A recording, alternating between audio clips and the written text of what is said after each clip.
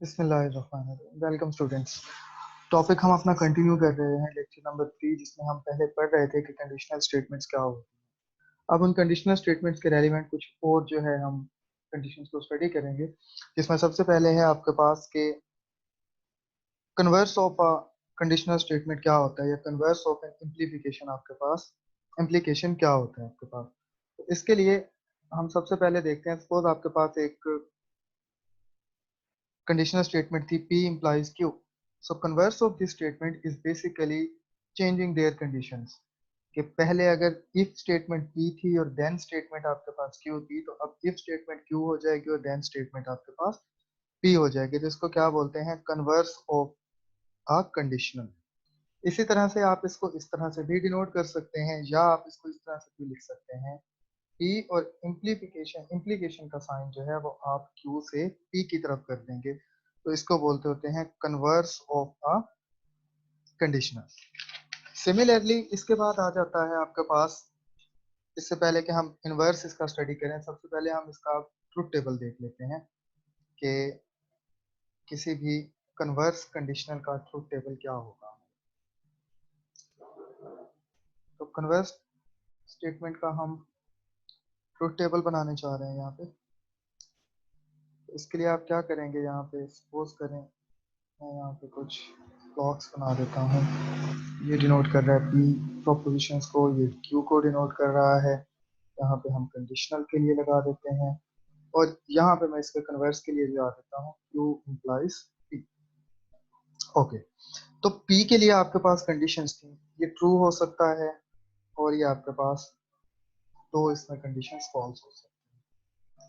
इसी तरह से जब आप आते हैं क्यू की तरफ, तो क्यू की भी आपके पास दो पॉसिबिलिटीज हैं। सपोज अब इसको मैं एक और सीक्वेंस में लिखता हूँ, true false, true and false. तो पी इम्प्लीफिकेशन क्यू का हमें पता था कि जब पी ट्रू हो और क्यू फॉल्स हो जाए तो ये फॉल्स होती है, पी ट्रू हो क्यू फॉल्स हो जाए तो ये फॉल्स होती है, और बाकी तमाम कंडीशंस में ये आपके पास ट्रू रिजल्ट आता है। अब नेक्स्ट हमने बनाना है इसके कन्वर्स के लिए टेबल। तो कन्वर्स में हमें पता है कि अब इफ स्टेटमेंट क्यू कंसीडर की जाएगी और देन स्टेटमेंट पी कंसीडर की जाएगी। तो इफ अगर हम क्यू में देखें, थर्ड रो में जाके जब हम देखते हैं, तो ये क्यू तो ट्रू है लेकिन पी फॉल्स आ रहा है, तो इसका मतलब ये होगा कि ये आपके पास यहाँ पे क्या आंसर आएगा, फॉल्स आंसर रिजल्ट आएगा, और बाकी सारी की सारी वैल्यूज यहाँ पे क्या हो जाएंगी, ट्रू हो जाएंगे। तो this is called converse of a conditional statement. Then we see what is inverse of a conditional statement. तो मैं ये रिमूव नहीं करूंगा टेबल, इसको हम फर्दर यूज कर सकते हैं।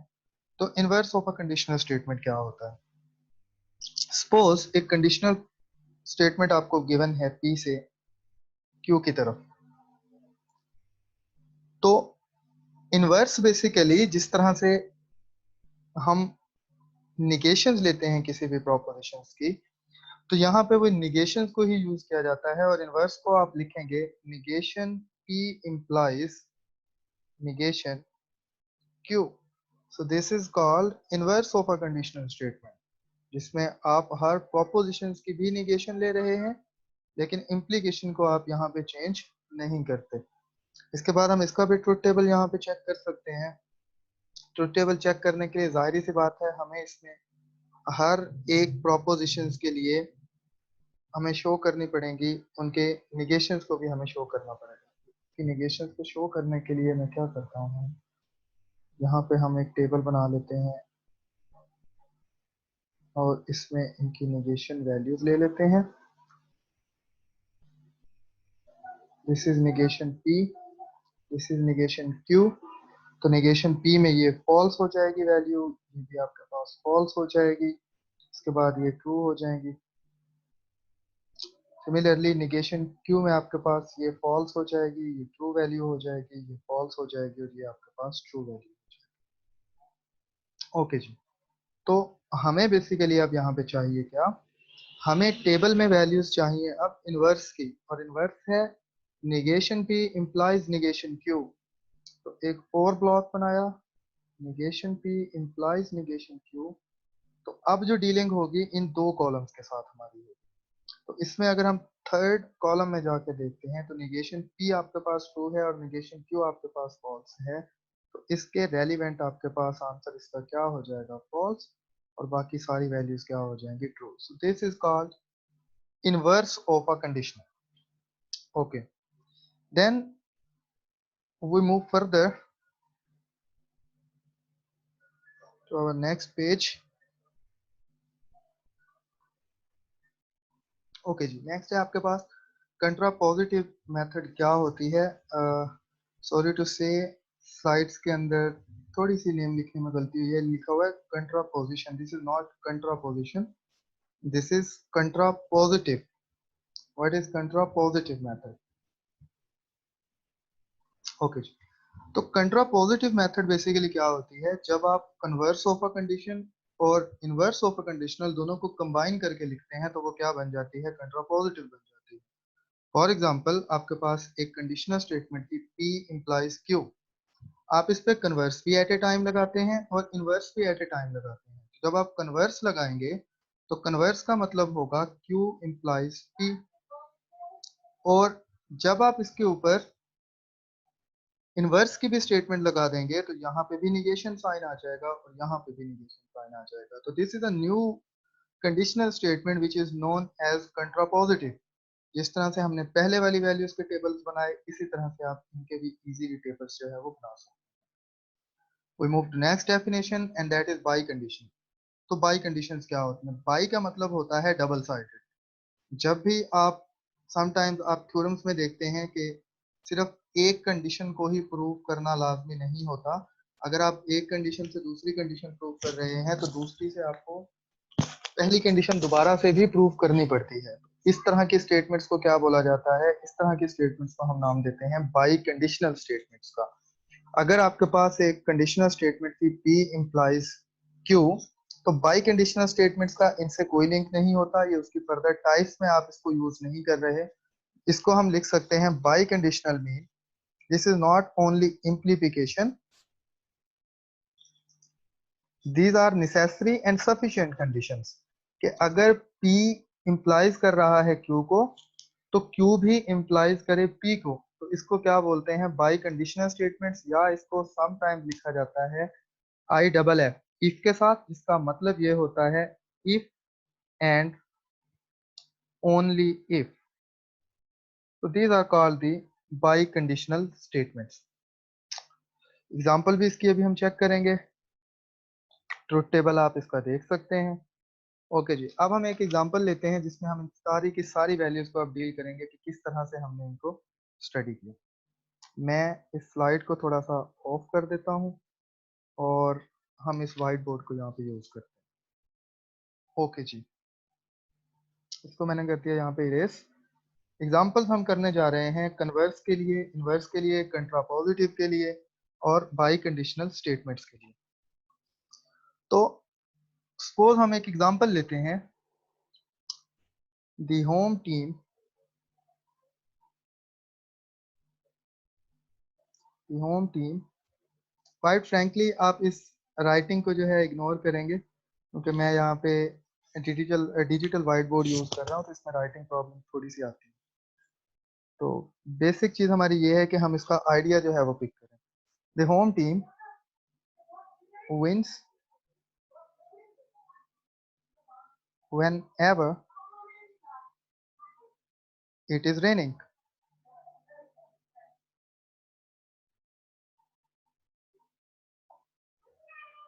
whenever it is raining। Okay जी, तो ये है आपके पास एक गिवन स्टेटमेंट जिसका आप फाइंड आउट करेंगे कंट्रापोजिटिव क्या होता है, कन्वर्स क्या होता है, इनवर्स क्या होता है, इन तमाम की तमाम वैल्यूज का। तो इनफैक्ट अगर आप गौर करें तो इसी स्टेटमेंट को आप थोड़ा सा सिंप्लीफाइड फॉर्म में भी लिख सकते हैं। इफ इट इज रेनिंग,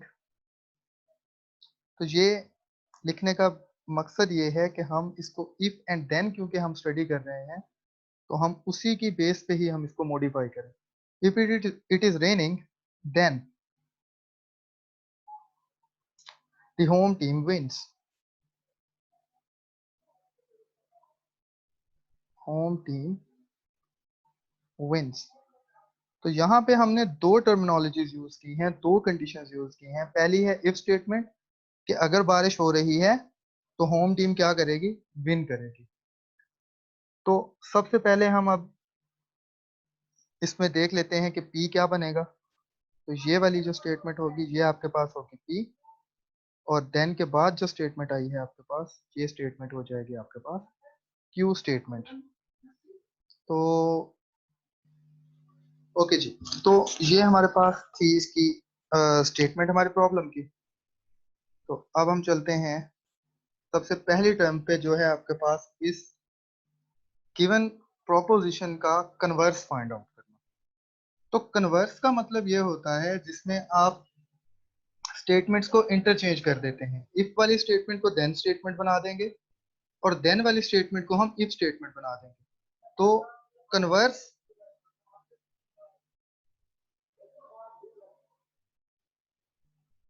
क्या होगा आपके पास यहाँ पे कन्वर्स। तो क्यू स्टेटमेंट जो आपके पास ऑलरेडी गिवन थी, if the home team wins, तो ये आपके पास अब क्यू रहेगी, ये आपके पास पी हो जाएगी। तो हम कन्वर्स लिख सकते हैं if the home team wins, if the home team wins, then it is raining। बहुत सिंपल सी स्टेटमेंट्स हैं, प्रॉब्लम्स हैं जिनको हम इजीली अंडरस्टैंड कर सकते हैं। तो ये आपके पास हो जाएगा जी इसका कन्वर्स, जिसमें आपने क्या किया, पी को क्यू के साथ इंटरचेंज कर दिया। नेक्स्ट हमने इसमें स्टडी किया कि इनवर्स ऑफ अ स्टेटमेंट क्या होता है। तो इनवर्स में क्या करते हैं, हम इम्प्लीफिकेशन को चेंज नहीं करेंगे, सिर्फ उनकी प्रोपोजिशंस को क्या करते जाएंगे, निगेट करते चले जाएंगे। तो पहली पी स्टेटमेंट थी इट इज रेनिंग, तो we will write it is not raining. Then the home team wins, it means the home team does not win. तो निगेशंस बनाएंगे और उनको इकट्ठा लिखेंगे, तो वो आपके पास क्या बन जाएगा, उसका इनवर्स स्टेटमेंट बन जाएगी। तो इनवर्स स्टेटमेंट क्या बनेगी आपके पास, if it is not raining, this is now P, negation P statement, then the home team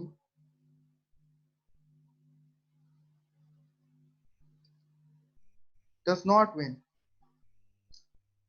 तो ये आपके पास हो जाएगी इसका इनवर्स, गिवन कंडीशनल का पी क्यू का इनवर्स आपके पास हो जाएगा। Now we are left with what is contrapositive of this conditional. तो कंट्रा पॉजिटिव, अब हम कंट्रा पॉजिटिव भी देख लेते हैं। मैं इसको अब इरेज कर देता हूँ, आपको स्टेटमेंट का आइडिया हो चुका है कि स्टेटमेंट हम कौन सी लेके चल रहे हैं। ओके जी, अब हम देखते हैं इसका कंट्रा पॉजिटिव क्या होता है आपके पास। तो कंट्रा पॉजिटिव में इनवर्स और कन्वर्स दोनों की दोनों कंडीशंस को एट ए सेम टाइम पर यूज किया जाता है। तो हर स्टेटमेंट की निगेशन भी हम ले चुके हैं और उसका कन्वर्स भी ले चुके हैं। तो बेसिकली अब हमने सिर्फ राइट क्या करना है, negation q implies negation p। So this can be written as if the home team, this was the q statement, now it becomes if statement and also will be written as a negation form। if the home team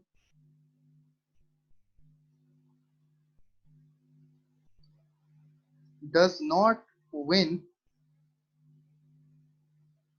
if the home team does not win, then के बाद क्या किया, जो if statement थी उसको अब हमने then statement बना दिया with negation, then it is not raining, then it is not raining, that's all। तो इस तरह से हम किसी भी गिवन स्टेटमेंट का जो है, या किसी भी गिवन कंडीशनल का इनवर्स भी फाइंड कर सकते हैं, कन्वर्स भी फाइंड कर सकते हैं और उसका कंडीशनल भी बना सकते हैं। तो नेक्स्ट टास्क जो होगा आप सबके लिए, स्टूडेंट्स के लिए, वो ये होगा कि इस मुकम्मल स्टेटमेंट का आप यहाँ पे ट्रुथ टेबल जो है वो ड्रॉ करेंगे, और ट्रुथ टेबल में आप इन सारी वैल्यूज को जज करेंगे कि ये किस तरह से वेरी करें। नेक्स्ट लेक्चर इंशाल्लाह हम स्टार्ट करेंगे lecture number 4, and I will upload this video very soon. Thank you very much.